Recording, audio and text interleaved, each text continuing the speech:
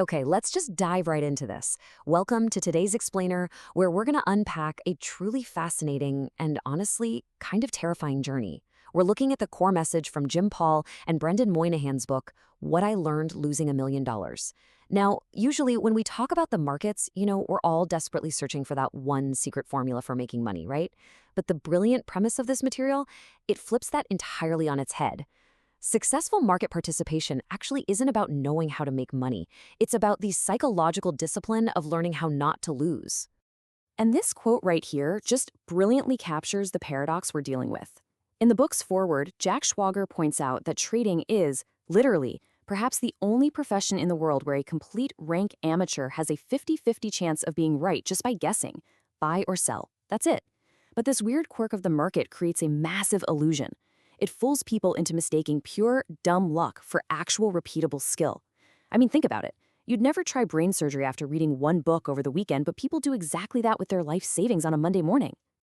All right, let's get into section 1, the illusion of gravity.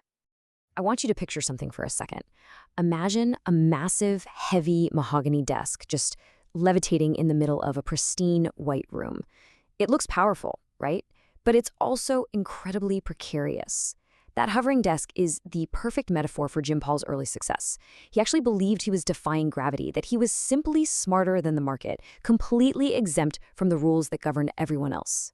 We call this hubris.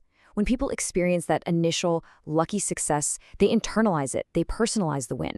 Instead of stepping back and saying, hey, I capitalized on a good opportunity, or wow, I was just in the right place at the right time, they treat the success as a direct reflection of their own personal genius. Their ego just balloons, setting the stage for a really precipitous fall. Why? Because they start to genuinely believe that their mere involvement in a trade is what guarantees its success. So, the absolutely crucial point here is how we handle outcomes. Look at two historical giants. On one hand, we have Thomas Edison.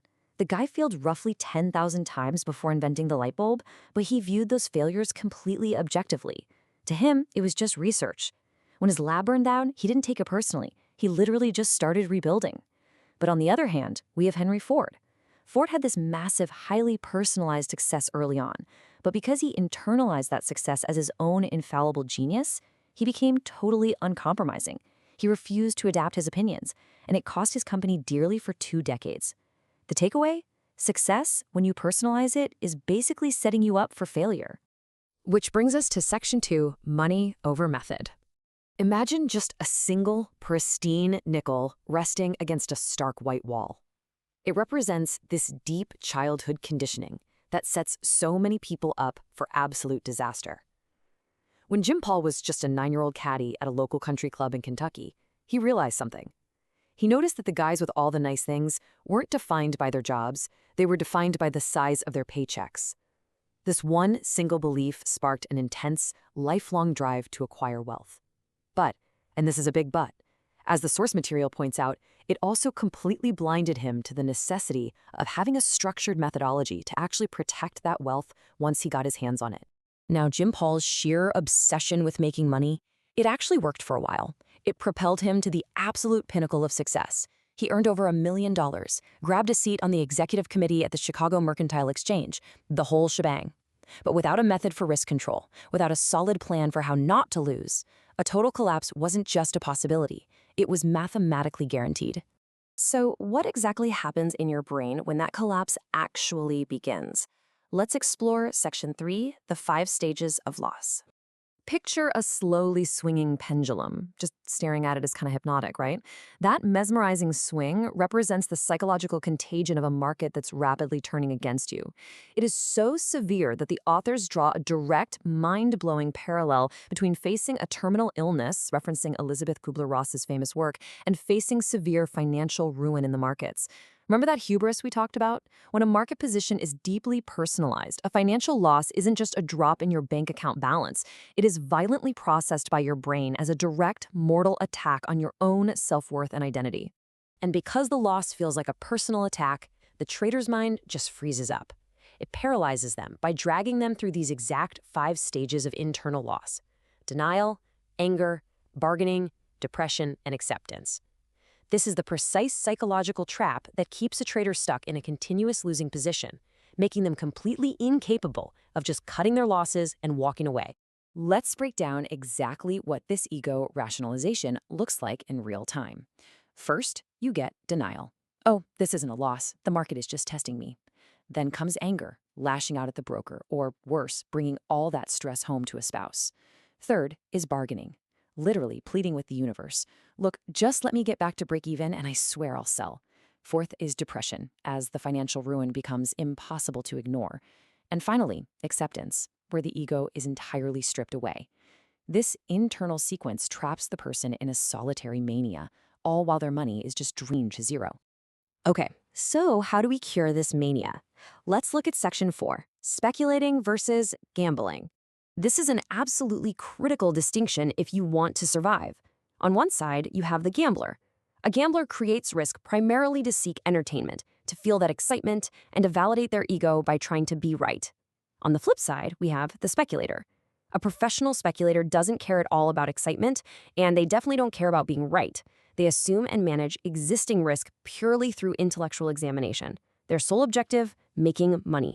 A perfect example from the text is Edward O. Thorpe, the math professor who wrote Beat the Dealer. The guy used high-speed computers to devise a card-counting system for Vegas blackjack. Now, Thorpe was playing cards in a casino, sure, but he wasn't gambling. He wasn't there for the thrill of it. He was acting as a highly disciplined professional speculator, taking calculated intellectual risks. If you approach the financial markets for excitement, you are gambling, full stop, and you will eventually fall prey to gambler's ruin. To make absolutely sure you're speculating and not gambling, you need a plan. That brings us to Section 5, the backdoor strategy.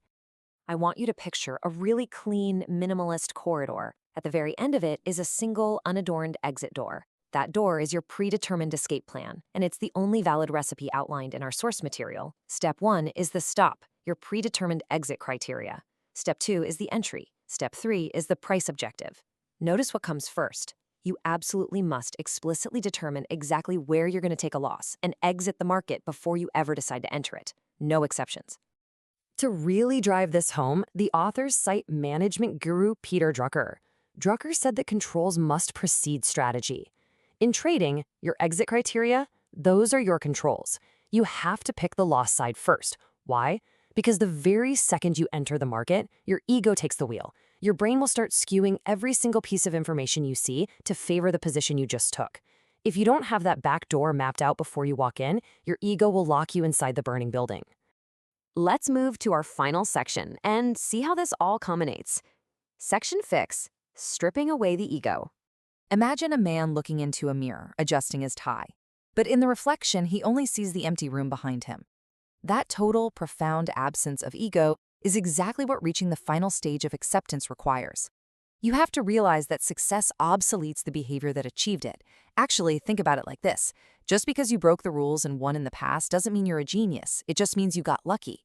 And if you repeat that rule-breaking behavior, the market will eventually inevitably hand you a catastrophic failure. You have to strip away the ego to see that clearly. The ultimate lesson of Jim Paul's incredible story is crystal clear. Enduring success in the markets, or honestly in any high-risk venture, requires the ultimate discipline. It's not about finding a magic formula for profits. It is entirely about removing your ego from the decision-making process so that you can master the difficult, painful art of taking a loss quickly and cleanly. So I'll leave you with this. Are you trading to be right, to feed your ego, and to feel the thrill of the gamble? Or are you truly trading to make money? Because I promise you, the market does not care about your ego. Take a hard look in that empty mirror before you make your next move. Thank you so much for joining me on this explainer. I really hope it gave you a powerful new lens on risk, reward, and the psychology of loss. See you next time.